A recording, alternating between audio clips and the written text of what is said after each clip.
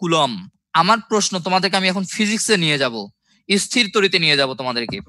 সেই স্থির তড়িৎ থেকে বলো তো 1 কুলম্ব সমান সমান কত নিউটন বল? 1 কুলম্ব সমান সমান কত নিউটন বল?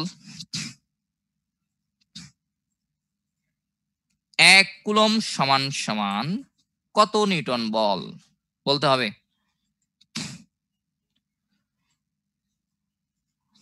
একজন লিখছে চকলেট খাওয়ান ভাই। আরে ভাইয়া, তোমরা যদি অফলাইনে ক্লাস করতে, আমার ক্লাসে আমি সেন্টার ফ্রুট দেই, আমি কত কিছু গিফট করি ক্লাসে, তোমরা এই জিনিসটা তোমরা আর কি বুঝতে পারলা না।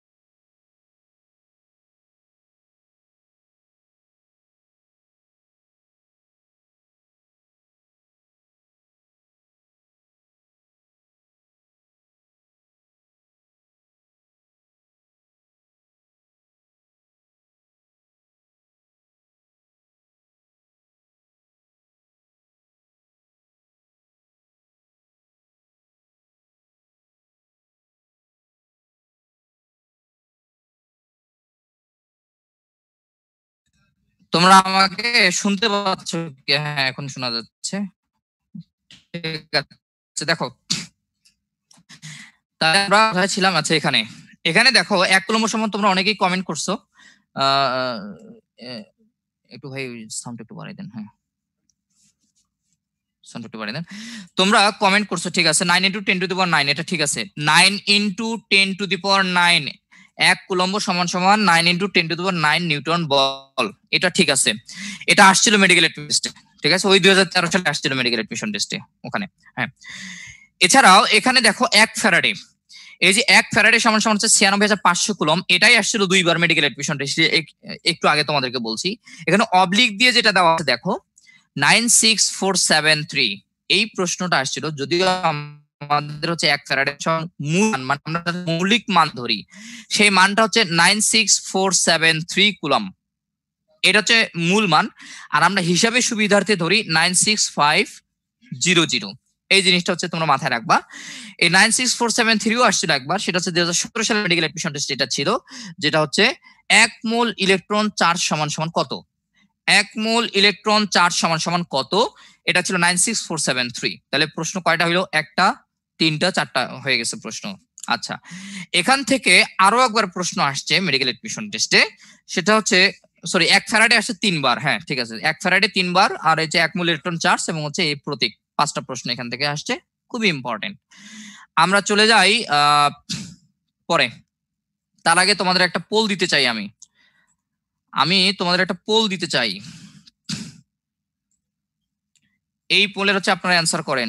Time 30 second.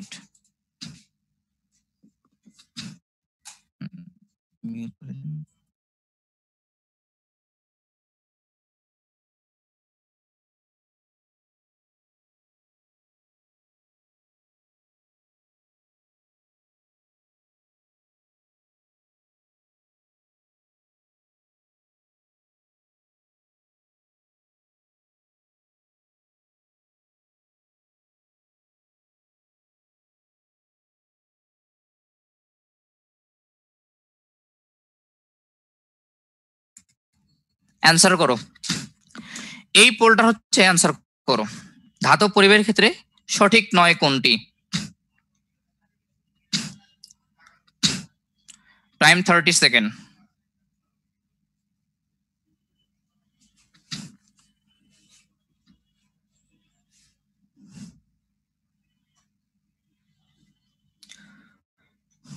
কি বলবো, উমাগো, যেটা ভাইরাল হয়েছে না, উমাগো, টুরু অ্যান্সার।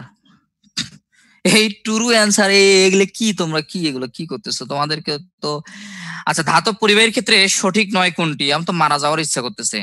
এটা অ্যান্সার হবে 2 নাম্বার, যে ধাতু অথবা গ্রাফাইট আয়নিক যৌগ। তোমরা যারা এই যে তোমার তড়িৎ পরিবহন ক্ষমতা বেশি, এগুলো আন্দাজে মারছো, বুঝতে পারছি, আবেগের ঠেলায় মারছো, এটাও আমি বুঝতে পারতেছি, সমস্যা নাই।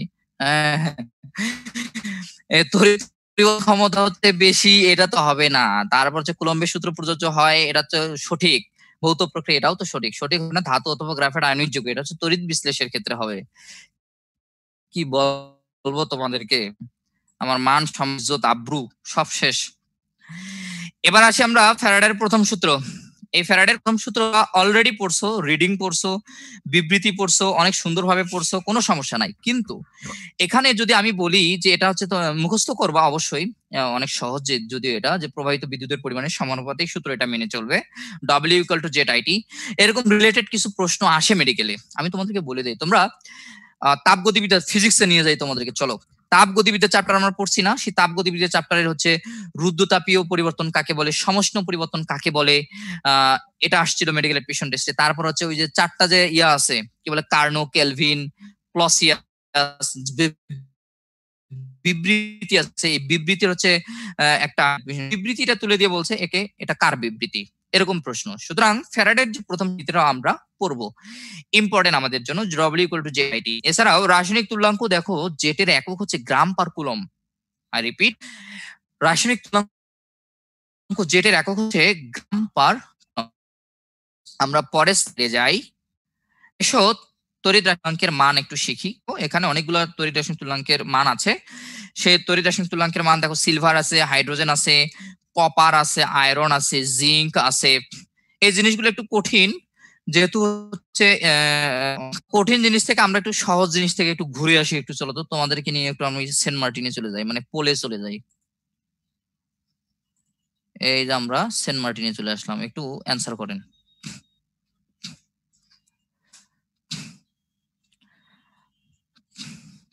পোলের অ্যান্সার করেন আপনারা।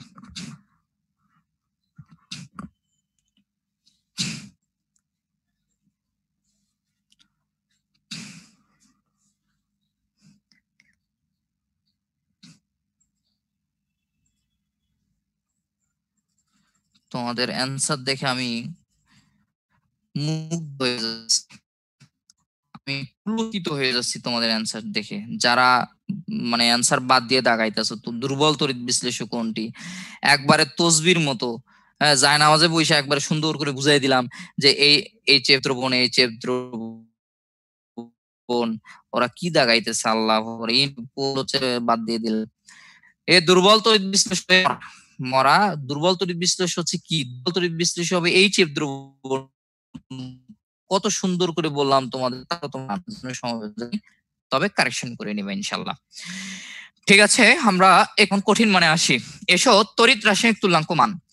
এই তড়িৎ রাসায়নিক তুল্যাঙ্ক মান দেখো, এখান থেকে একটা প্রশ্ন আসছিল 2001 সালের মেডিকেল এডমিশন টেস্টে, সেটা হচ্ছে কপারের। কপার, এই কপার হচ্ছে তোমার দেখো 0.0329। এই মানটা খুব ইম্পর্টেন্ট, এই মানটা তোমরা আর কি মনে রাখবো। কপার আসছিল মেডিকেল এডমিশন টেস্টে একবার, সেটা হচ্ছে স্বাধীনের আগে আর কি, মানে এইটা হচ্ছে। বাকি যে মানগুলো আছে দেখো, মানগুলো মুখস্থ করে ফেলবা। এখন এই মান মুখস্থ করা, তোমরা যদি বলো যে এই মান মুখস্থ হবে, এটা আসলে মানে তোমাদের কঠিন হবে, কিন্তু আসলে এই যে হয়। তারপর হচ্ছে হাজারি স্যারের বইতে গুণগত রসায়নের লাস্ট টপিক হচ্ছে, তোমরা ক্লাস করছো তরঙ্গ দৈর্ঘ্য। মা গো, কি জিনিস তরঙ্গ দৈর্ঘ্য, এগুলো মুখস্থ। আবার এই তরঙ্গ দৈর্ঘ্য মুখস্থ করতে যাই তো আবার বাধা বিপত্তি তো আরো আছে, সেগুলো ফিজিক্স ইসাক ভাই বলছে একটা, শাহজাহান ভাই বলছে একটা, তারপর হচ্ছে তফাজ্জল ভাই বলছে একটা, আর আমি কোনটা মনে রাখবো? আমি কিছু করার আছে কিচ্ছু তোমাদের। আমি যেটা, সেটা হচ্ছে হাজারি স্যারের যে মানগুলো আছে, সেই মানগুলো আর কি অপেক্ষাকৃত সহজ। আবার আমাদের আরেকজন স্যার জনাব মাওলানা সঞ্জিত কুমার গুহ স্যারের আবার হচ্ছে দেখবা যে হাজারি স্যারের যে মানগুলো আছে তড়িৎ তরঙ্গ দৈর্ঘ্যের যে মান, সেই তরঙ্গ দৈর্ঘ্যের মানগুলো সঞ্জিত কুমার গুহ স্যার শুধু ইনভার্সে নিয়ে গেছে, মানে উনি একটু চালাকি খাটাইছে আর কি। হাজারি স্যারের যে মান আছে তড়িৎ তরঙ্গ দৈর্ঘ্যের, সেই মানগুলো হচ্ছে আর কি ইয়া করছে আর কি। ইনভার্সে নিয়ে গেছে। তোমরা খুঁজলেই আর কি পাবা। তো এই বিষয়গুলো একটু কঠিন, কিন্তু মনে রাখার কৌশল যদি তোমাদের ক্ষেত্রে থেকে থাকে তাহলে আমরা জেনে নাও রাসায়নিক তুল্যাঙ্ক এবং গ্রাম রাসায়নিক তুল্যভরের মধ্যে সম্পর্ক এখানে দেওয়া আছে।